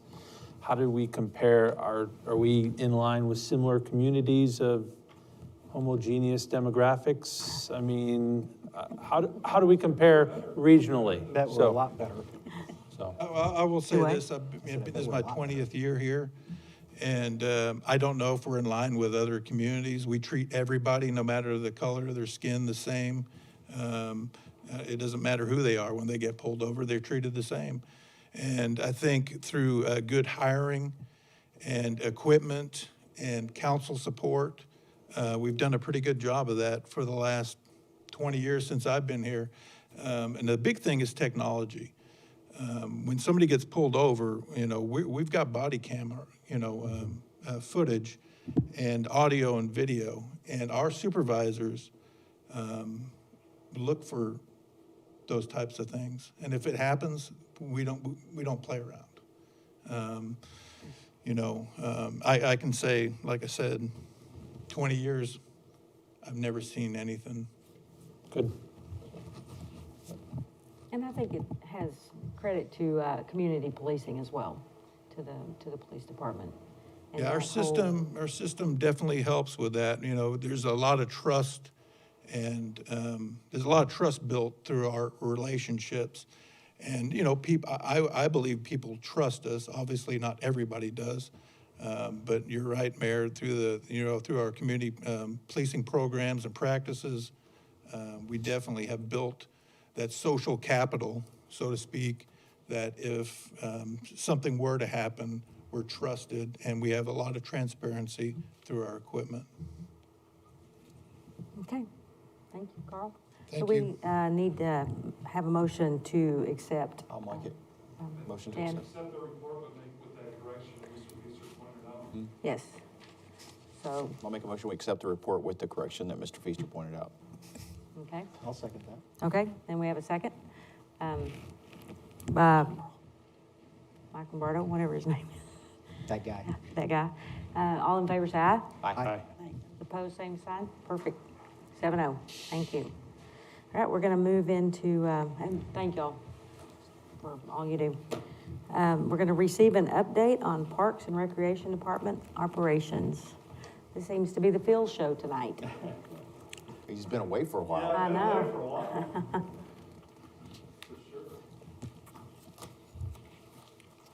Well, evening, again. I brought my two division heads here tonight because I want to recognize their hard work. Andrea, our recreation manager, back in the corner on the right, if you don't know her, she's awesome, Andrea. And then Fence, the parks, my deputy director over parks and projects. So let's go ahead and move on. A Parks and Recreation overview for fiscal year 2019-2020 and the goals for fiscal year 2019 to 2021. Oh, that's a mistake. That should have said 2020 to 2021. One more thing that should be different on there too, Phil. What's that? That picture should be of Fensei's son making the ESPN quality interception. I know, right? So, the vision statement, a department that is a leader in improving the quality of life by providing safe and attractive parks and trails, facilities, and recreation opportunities. And then the mission statement is within the budgetary means of the department, we pledge to establish recreation programs and park systems for our citizens that provides them with a source of pleasure and opportunity for health and activity, promotes economic development, minimizes demands on valuable city resources, and instills pride with those who provide and utilize our facilities and services. And I can say since COVID, the usage of our parks went up tremendously, at least 400 to 500%. So what we have here is an organizational structure of what the department looks like. Basically, we have 22 full-time staff, 1 intern, 5 part-time staff over at Pilot Knoll that Andrew oversees. The 10 seasonal help at Kids Camp, that's under Andrew as well. And then 4 others, those are bus drivers and building attendants when our senior program is on its way or when we're outside of COVID. And these are the staff certifications that we have, certifications that we have with our staff. We have 3 certified Parks and Recreational professionals, and they're right here today. We have 1 certified sports management, 1 certified playground safety inspector, facility management professional, master professional turfgrass manager, certified professional turf, 2 of those were just added last year, 4 licensed irrigators, 2 backflow certified inspectors, 1 certified pool operator, which was last year as well, and then 4 Texas Department of Agriculture applicators. 2 of those were added last year, and 1 Texas Department of Agricultural structural applicator, and 21 of our staff, of our full-time staff, are CPR and first aid trained. National Recreation and Parks Association, NRPA, the 3 pillars, and this is what we strive to achieve in our department. Health and wellness, to improve health and wellness through parks and recreation. Equity, to ensure that all people have a fair and just access to the benefits of high quality and local parks and recreation. And we can certainly talk about Kids Castle and how that project is accessible. That hit all of the equity points there. And then conservation, protecting open space, connecting children and nature, and engaging communities in conservation practices. So the fast facts, I don't know if everyone has seen this, but I'm going to go through it pretty quickly. And this is typically what I hand out either to new park board or new council members, but we have 20 parks, 320 acres in park use, 16 athletic fields, 2 boat launch areas, 2 docks, 54 campsites, 6 flex fields, 10 miles of city trail, 1 multi-use center with 5 program areas. That's a Robert and Lee Duvall Center, 1 barn and 1 party room, and 1 nature preserve.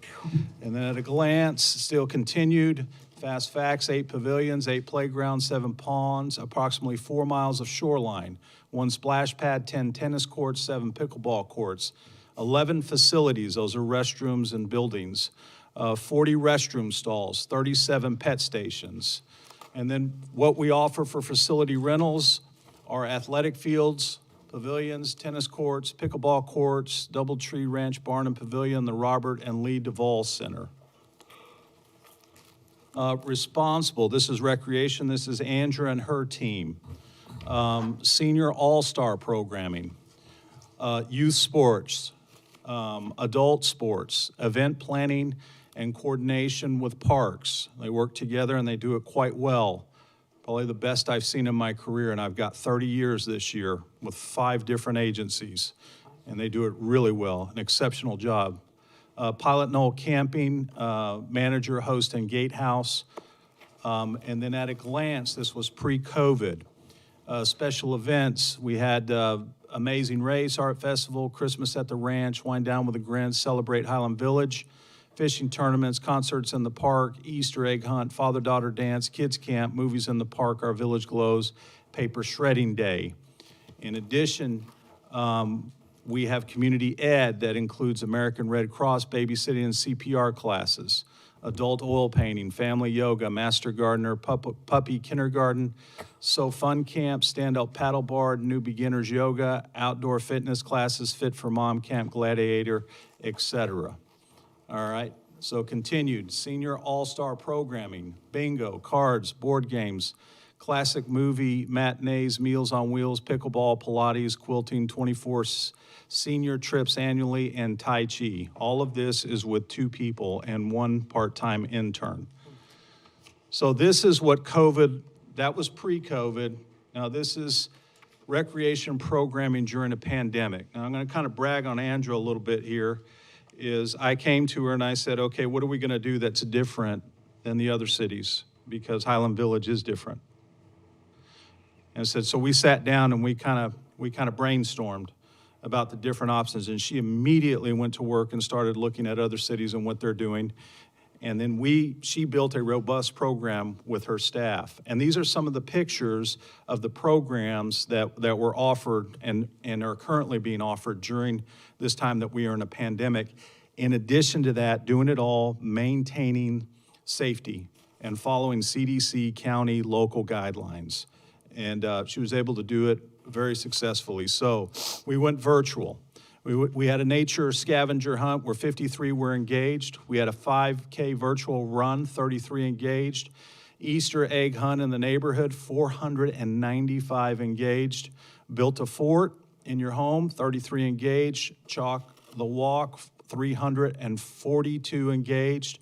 A time capsule at home, 10 engaged. And then my favorite, geocaching, 215. That was a lot of fun. So What does programming look like in a pandemic? All right, so this slide right here shows what it was 2018, 2019, and then 2019, 2020. So we added concerts in the park. This idea, Andrew was approached to put it at Doubletree, and I said, you know what? We need to do something that will stimulate more economic opportunities for the shops. And she went and met with the manager at the shops, and it turned out to be extremely successful. We didn't have this last year, and moving forward, it may continue. So the participants, these are vehicles. We had 4 events. There are 227 vehicles. You can average 3 in each vehicle. Highly successful. Youth football, we were down a little bit in the numbers, but we still almost had 500 participants. Youth baseball, we went up in baseball. In youth softball, we went up as well. In adult kickball, we went down a little bit. So tennis and pickleball, they are doing very well. We have a tremendous pickleball group at Unity early in the mornings. If you've never seen them, they're pretty awesome. And then our tennis program across the street at Clearwater, if you're ever on your way home after 5 o'clock and you look to the tennis court there, it's just phenomenal. All age groups and everything that is going on there, and they're all practicing and doing it well, maintaining the safety protocols. So this is parks, and this is what we were able to achieve this year. Some of you may recognize some of the pictures between the Aaron Hudson Memorial, the Kids Castle build, and several of the other projects, tennis court resurfacing, things like that. So this past year, we had 160 citizen work order requests for fiscal year 2019-2020. John, that is you asking about the stop signs. That's what these are from the community. I see these, Fensei sees them. We pay attention to these. We had 106 requests and we had 107 complete. The additional one is requested information that we responded to. That's why there's an additional one that was completed. So projects that were completed this last fiscal year, Doubletree Ranch Park, the PFC Aaron M.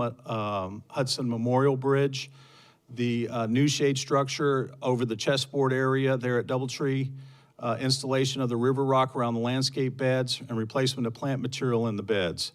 At Pilot Knoll, we had the installation of electrical service for our paddleboard vendor, installation of wood vending machine, where folks that are there after hours can go and pay and purchase wood without having excuse me, let me back up. They can purchase wood without having to go through the gatehouse at any time during the day or night.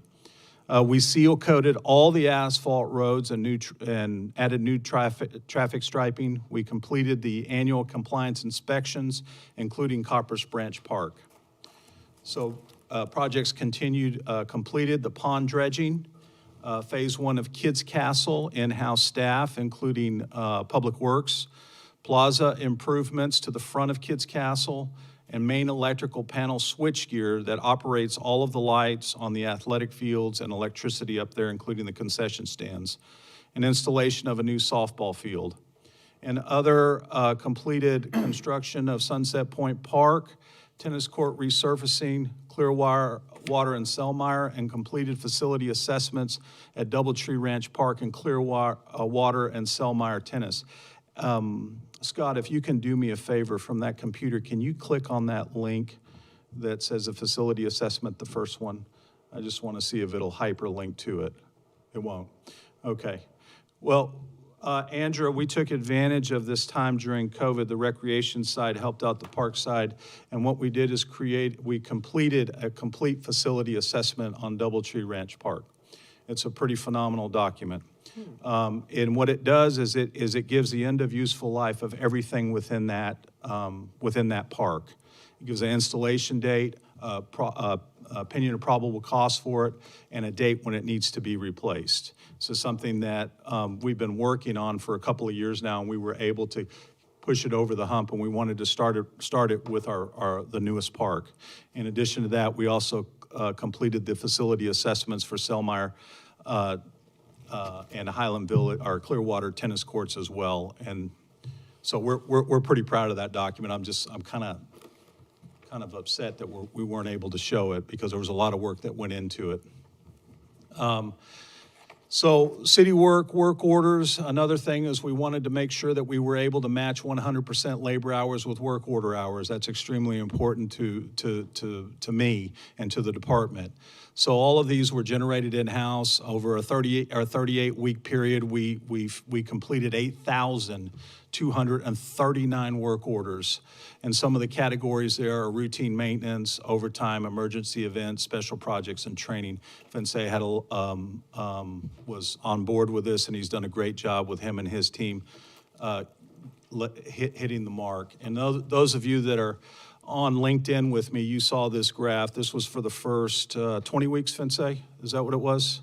First 18 weeks that we started this, and we're still evolving to make sure that we're getting the data and getting the right names for the different slices to make sure that we're able to break it up in a way that's going to benefit the department as a whole moving forward so that we can operate a little bit more efficiency, with a little bit more efficiency.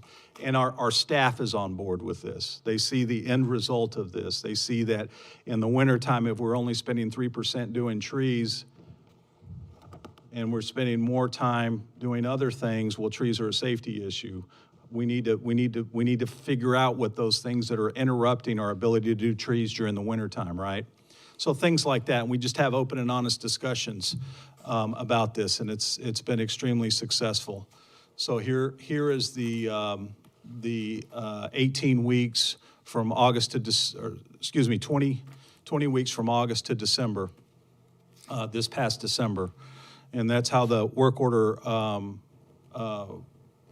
are sliced up there. And you can see there's a huge piece to Kids Castle that is devoted to that. So we're happy, like everyone else, that it's completed, and we're ready to start doing the other things that are important to the department. Okay, so this is Copperas Branch lease property. We can get the information that you requested in the early work session, John, and I want to get it to you, okay? I'm going to get it to you on the cost, but the numbers reflect that we had a successful year this year. From fiscal year 2018-19, the day passes. These are folks that came into the facility, 11,395, and in fiscal year 2018, 2019, and fiscal year 2019, 2020, you can see it doubled. The difference is about 10,000, a little over 10,000. Pilot Knoll, you can see an increase there as well from the previous year to last year, increase of over 8,625. This is a representation of what we're seeing in our parks during COVID. If we were able to sit and click numbers of folks that came and entered our parks, either walking, running, riding bikes, having picnics, spending time with their family, it was great. It felt like I was in the 70s when I grew up. That's what you did, you went to the park and you had a picnic with your family. So it was nice to see that engagement out there. And the camping numbers have gone up. Camping has always been just really good out at Pilot Knoll. We have a very, very good campsite. It's beautiful and it's well maintained. So the next thing is training. What does training look like? Well, everything on the left side is what training was pre-COVID. It was, one-on-one. It was, no masks. It was outside. Well, we still needed to continue training. Training is extremely valuable to what we do. And so we were very happy to see the industry go to more virtual training. So right underneath the word training, that was a continuing education class for irrigation CEUs that myself and the supervisor for maintenance attended. The box to the right where it says action changes things, that was a cost recovery class that myself and Andra and Bree attended. And then up from that was a national parks and recreation training class that we did, one of the classes that I did. So we're virtual. On everything that you can imagine, from irrigation to pesticide licensing. It's been phenomenal. And I think we're kind of getting used to it and don't want to go back into a classroom, to be honest with you.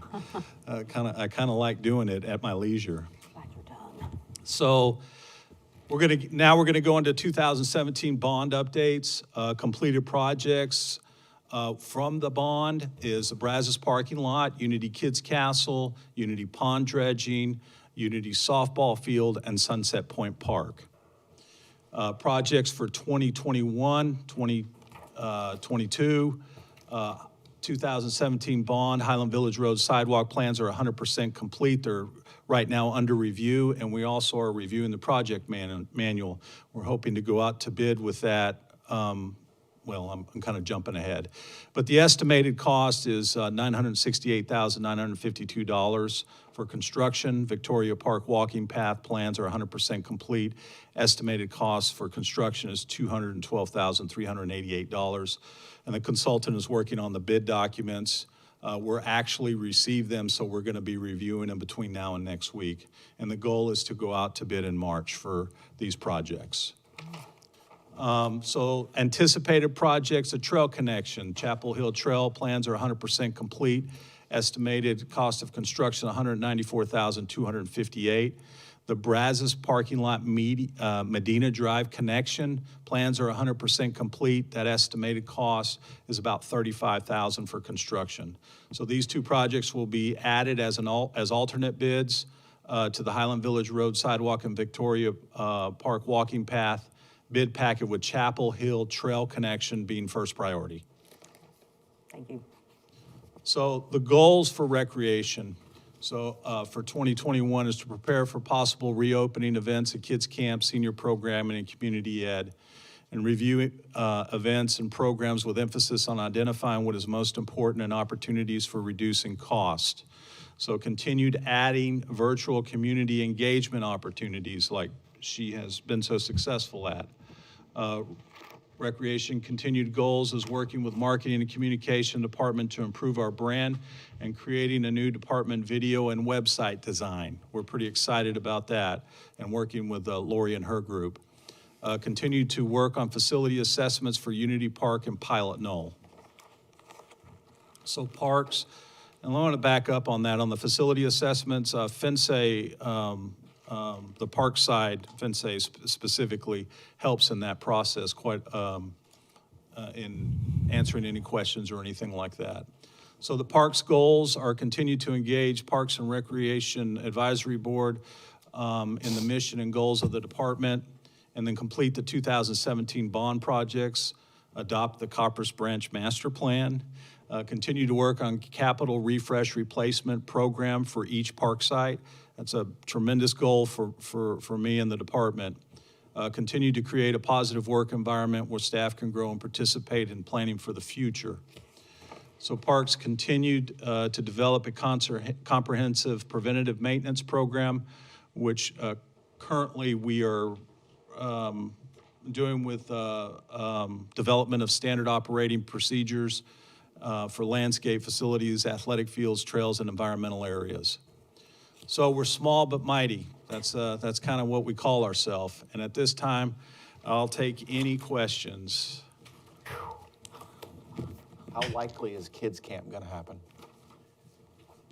What's your, LISD, I think there's a 50-50 shot, but right now they're not allowing anything in the spring or the winter or the spring.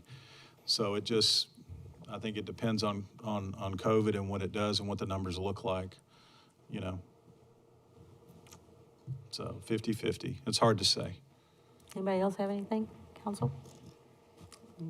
Y'all are small but mighty. I'm impressed. it's been a fantastic year. Yep. Yeah, you've, Well, it takes a team, so. and Thank a you. great team you have. Yes, I do. Yes, yes, Very proud of them. as you should be. We are too. All right, thank you. Thank you. Okay. That was a great presentation. I've really appreciated all the departments doing a presentation of their departments and giving us an update. So, okay, council status reports on current projects and discussion of future agenda items. Does anyone have anything? I had one question, sorry. Oh, absolutely. Is I'm this gonna- relevant? I'm fixing, yes. Oh, okay. Right now. All right. So that's where we're gonna have this discussion. I received, and you have it, all of you have a copy of it, a letter in the mail. Mr.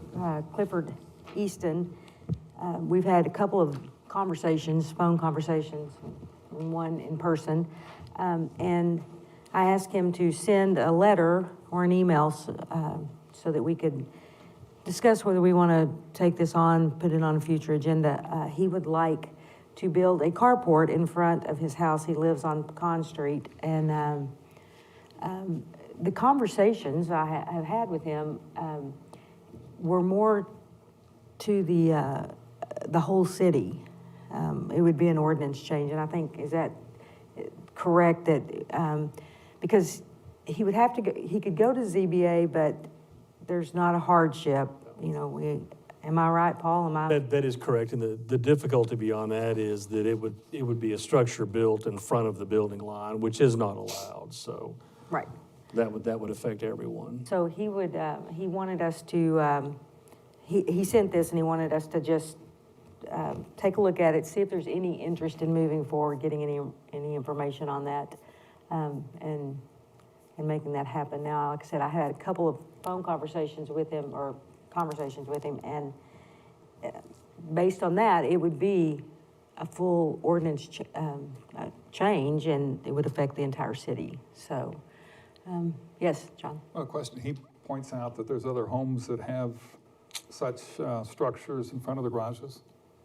Have we looked at any of those to say, are they in variance or in violation of our building ordinances?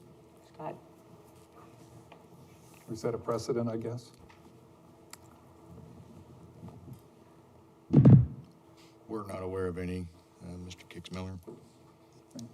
If there is, we could do a search and try to find some. There's none that we have located yet. I mean, it's clear that that's why that's put in the letter.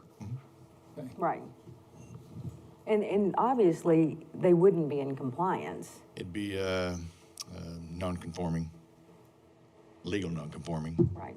But more than likely, they're old if they're, you know, where they're located. I know, I wish he had included addresses. And I don't think his intent is to have them tear them down or, you know, remove them. I don't think that's his intent at all. He just would like to build a carport.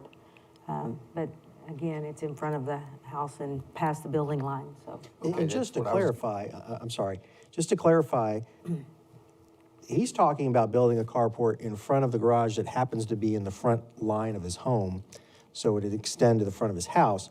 There's nothing wrong with somebody who has a carport in front of their garage if it's a side entry garage. Is that correct? Or an offset. Or an offset? Accessory structures, no structure can be built in front of the platted build line.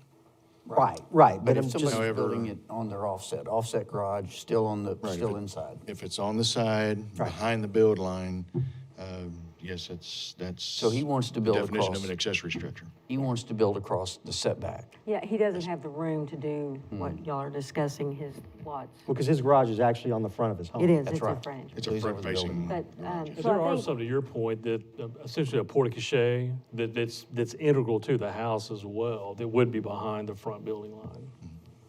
But as long as you're behind the building line and you're not overstepping that line, you're okay. Because there's a couple in my neighborhood that have built covers, but they're back behind the building line. This one, you're, if I understand correctly, front entry garage, right there on the line almost, and you're building out. I think that's a big question for discussion, if you allow that. well, and that's kind of what this is tonight. Do we want, is that something that y'all would want to have a discussion about to go further, knowing that it would be a citywide ordinance change? Does it have to be a citywide ordinance change? I mean, because has he gone through the process of talking to like P&Z and trying to get this, a variance or whatever for this, since apparently his property has a limitation for what he can do? No. There's think it's a hardship, there's though. no process for a variance. If you look at the Board of Adjustments, there's nothing unique about his land. If you want to say it's a hardship created by his own doing, the way the house was built. So I don't think there's any other mechanism where you could make that allowance without doing a zoning ordinance change. Yeah, you're essentially building over an easement. I mean, that building setback line is not a dedicated easement, but if you build over it, you're in violation of code. Right. Yeah, and it's basically an easement. When you do a survey on your house, they show that building line right across the front and across the back if there is one. So for all practical purposes, that is an easement. So, I'm not interested, no. council, is it? He's referring to one right around his corner where there's a ancillary carport, but it's on a corner lot. So Yeah, the and front building line there is is not one like It's not on a building line, yeah, no. I'm not interested in changing the ordinance. Okay, I mean, it's just consensus, there's no vote. Unless I get to build one in front of my house too, then that's fine. No, I'm not interested. You cannot build one in front of your house. Try to get it through the HOA. Yeah, your And HOA is also gonna keep stop in you. mind, because of the changes to the legislature last time around, if we do allow something to be built in front of the house, it can be built with anything, any kind of building material they want. That's correct. So, yeah, it's another thing to consider if we'd want to even mess with that. And I guess that is fact. true. Okay. Correct statement. Okay, well then, it looks like the consensus. I have one other question. Sure. Paul, have you been approached by the HOA of Ladera, or has anybody in here been approached about extending our walking paths to Ladera? Yes, we did have a meeting with Okay. him and had some discussions about that. Okay. Okay, so, so the discussion consensus is, and we're not gonna get into, I was just notified that we're getting too detailed. So the broad umbrella is that no one is, I mean, we're not, we don't want to bring this forward, so, and I'll let Mr. Easton know that. Anyone else have anything else? No? Okay, so, the next meeting is the 23rd. We have actually, and then, is that it? February 23rd, I think? And then we have the thing on Saturday Well, or the Friday. 25th, Thursday and then, 25th yeah. as well, 23rd, Thursday 25th, and 27th. Saturday, right? Tuesday, Thursday. Thursday, Saturday. That's gonna be a fun week in the week. We're gonna spend a lot of time together, so. All right, nobody else has anything, then we're adjourned at 8:29.